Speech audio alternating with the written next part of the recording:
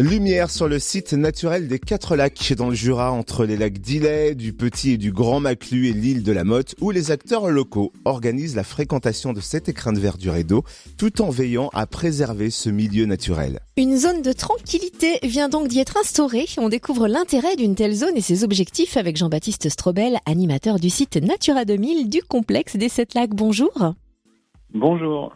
D'où est partie la réflexion de créer une zone de tranquillité autour des Quatre Lacs ? En fait, il y a plusieurs choses qui ont motivé ça. Déjà, il faut savoir que depuis quelques années, en particulier depuis 2019, il y a une petite recrudescence de la fréquentation de sites naturels en général sur le massif du Jura. Et puis en particulier sur les zones qui offrent de l'eau et de l'ombre, parce qu'en fait on a des étés secs et chauds, donc naturellement le secteur des Quatre Lacs attire du monde. Du coup, on a une pression qui est assez importante sur les espaces naturels en général. Puis elle est d'autant plus importante, cette pression est remarquable sur ces espaces naturels qui sont habités. Donc il y a des riverains, il y a des gens qui vivent là, qui exploitent la forêt, qui exploitent des espaces agricoles. Ils sont habités et puis ils sont suivis parce que ce sont des sites à haute valeur environnementale. Donc comme vous le disiez, c'est le site Natura 2000 du complexe des Sept Lacs.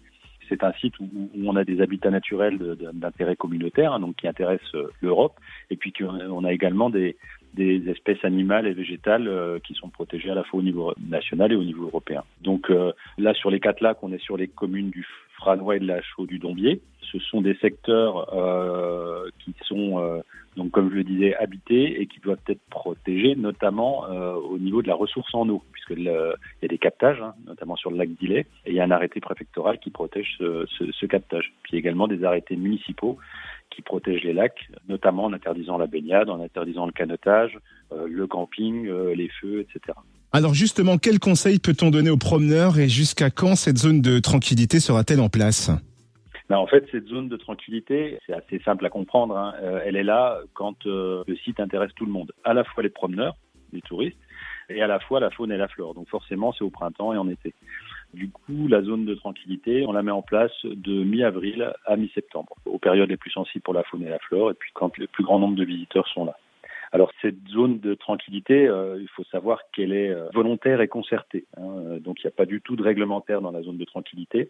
Elle est voulue à la fois par les élus, le syndicat de gestion du lac d'Illay, le conservatoire des espaces naturels de Franche-Comté et puis le parc, pour à la fois protéger les espaces naturels et les espèces sensibles et à la fois protéger la tranquillité du site, notamment pour les riverains. Merci pour toutes ces explications, Jean-Baptiste Strobel, animateur du site Natura 2000 du complexe des Sept Lacs. Et pour en savoir plus, rendez-vous sur le Facebook du Parc régional du Haut-Jura et sur son site internet www.parcaujura.fr.